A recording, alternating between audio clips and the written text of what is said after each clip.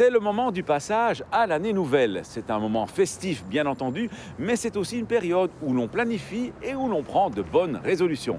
Et pourquoi pas également sur la route. Et pour vous y aider, tant en Wallonie qu'à Bruxelles, on vous a préparé tout un programme de campagne de sécurité. Pour 2017, Bruxelles Mobilité poursuit son action dans la continuité du plan d'action sécurité routière 2011-2020 en intégrant les compétences transférées de la 6e réforme de l'État. Je pense notamment à l'apprentissage à la conduite, le contrôle technique des véhicules et le transport routier. En ce qui concerne les campagnes sécurité routière, Bob, été et hiver sera de la partie. Une campagne plus spécifique sur le respect des emplacements des personnes handicapées est d'ores et déjà prévue. En ce qui concerne les campagnes habituelles, qui se font toujours sur les premières causes identifiées d'accidents, il y aura la vitesse et surtout la distraction due à l'utilisation du GSM au volant. Notre force à Bruxelles Mobilité, c'est de pouvoir travailler main dans la main avec les zones de police, les communes et les autres acteurs en sécurité routière pour cibler nos actions sur le contexte urbain de la région bruxelloise. Et qu'est-ce qu'on peut souhaiter aux usagers bruxellois pour 2017 ?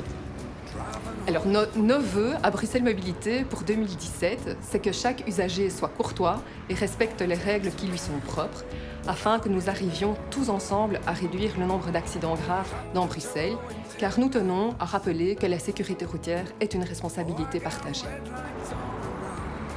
Mais les thèmes attendus en Wallonie sont effectivement, en premier lieu, profiter de la période de convivialité, de la période de bonne résolution du début de l'année pour faire une campagne sur la courtoisie et mettre en exergue toute une série de comportements qu'il faut éviter, comme le fait de rester sur la bande centrale sur l'autoroute, de ne pas mettre son clignoteur, d'actionner inutilement son klaxon. Et puis par après, on abordera le problème de la fatigue au volant, de l'endormissement au volant, une campagne également sur la vitesse excessive.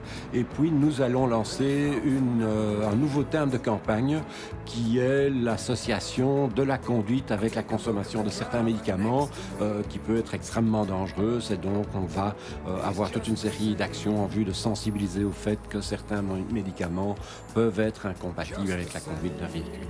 Quels vœux pourrait-on formuler à l'usager wallon ? Les vœux vont certainement dans le sens d'une excellente année 2017, mais également d'une année prudente sur les routes.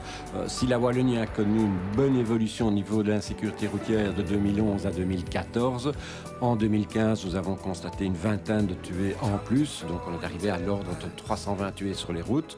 La Wallonie connaît une accidentalité routière à peu près double de celle des pays les plus performants, et l'objectif est certainement de revenir à des niveaux beaucoup plus positifs et de connaître une nouvelle diminution des tués sur la route. Vous savez à présent sur quel point de sécurité routière on insistera durant toute cette année, ce qui ne veut pas dire que les autres aspects peuvent être négligés, bien entendu. Il ne me reste plus qu'à vous souhaiter une excellente année 2017, que ce soit sur la route ou dans d'autres domaines, ainsi qu'une bonne santé.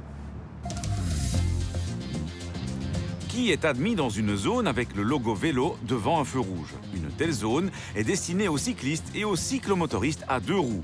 Mais sont aussi admis les usagers assimilés à des cyclistes comme les utilisateurs de rollers, de trottinettes ou de monowheels lorsque ceux-ci circulent plus vite qu'à l'allure du pas.